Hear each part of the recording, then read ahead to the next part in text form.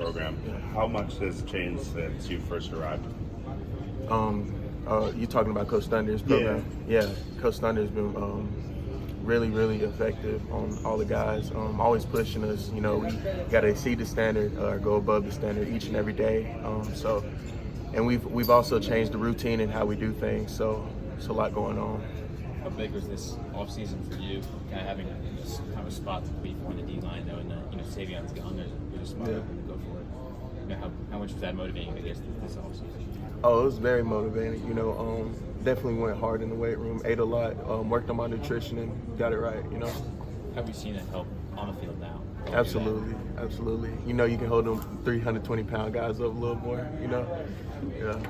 What were the biggest areas of growth for you this offseason, out, you know, with the extra weight training, with the food as well? Can you repeat that one more time? I'm just saying, like, what do you feel like were the biggest areas that you gained the most in terms of your skill and things like that? My strength in the run game, you know, with my run, weight going up and strength going up as well. You know, tight hands, feet in the ground, and just getting after the running back.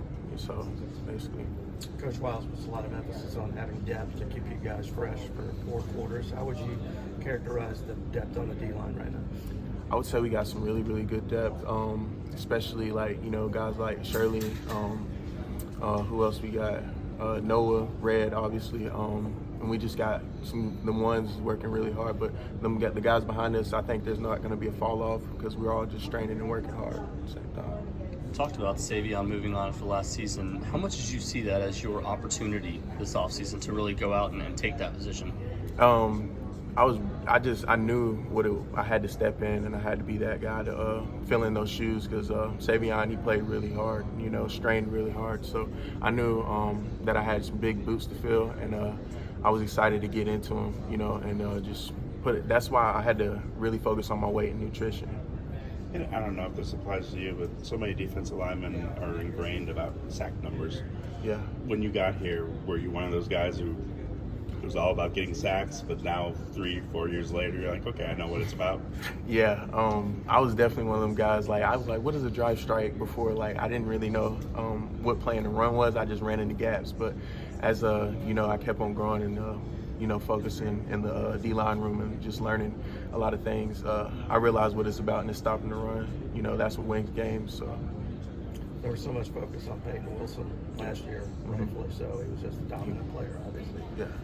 But he's gone now. But does the standard remain the same? And how challenging will it be to maintain that standard defensively? Yeah, the standard definitely remains the same. We actually want to just, you know, up the bar. It's going to be hard, but, you know, because Peyton was a talented guy. But obviously, you know, we just want to stay on that standard with the new linebackers coming in. We just want to be focused and mature and just, like, you know, maintain our dominance on the defensive side of the ball. What have you learned about yourself in these last few years that you can use kind of stepping into this big role now? I've learned to be more mature, you know, just keeping faith in something, you know, focus on one thing and just going hard in that, you know.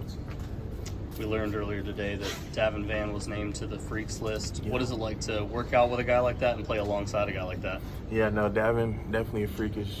He's a creature.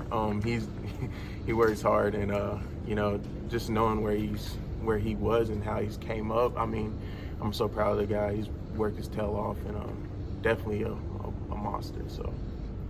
Who's NC State be this season? What is the expectations? What can NC State be this season? What are the expectations? I believe what we're focusing on is winning the ACC championship, and then from there on, we just hope to set the bar a little higher each and every time we step on the field. Is there a straddling of a standard in that it's a high standard already, but you're also trying to raise it? How do y'all balance that? One more time, sorry. Is there a straddling of at NC State there's already a high standard, but at the same time you want to raise it? How do you balance that? Oh yeah, definitely want to raise the bar each and every day. Like just straining a little harder, you know, just working a little harder. What can we do to exceed the standard? You know, step into boots that we just lost, and to, you know, fill those in and work a little harder than what we just lost. You know. Speaking of the boots that you lost, Davin was talking at ACC kickoff about how people are acting like because you lost Peyton to the draft that the defense is done for. It's going to be mediocre Yeah. this year, and that put a chip on his shoulder. Did that do that for you too? Oh yeah, absolutely. Like, there's not gonna be a fall off this year. Like, we're working to be better than we were last year. Like, there's no fall off. That's why we're all in there focusing on the weight room. That's why we're eating right. That's why we're focusing on the things that we need to focus on. A big reason for that is obviously because of Tony Gibson. Can you just kind of speak to what he's meant to your growth on defense? Well, Coach Gibby, he's always pushing everybody. You know, he'll get on you.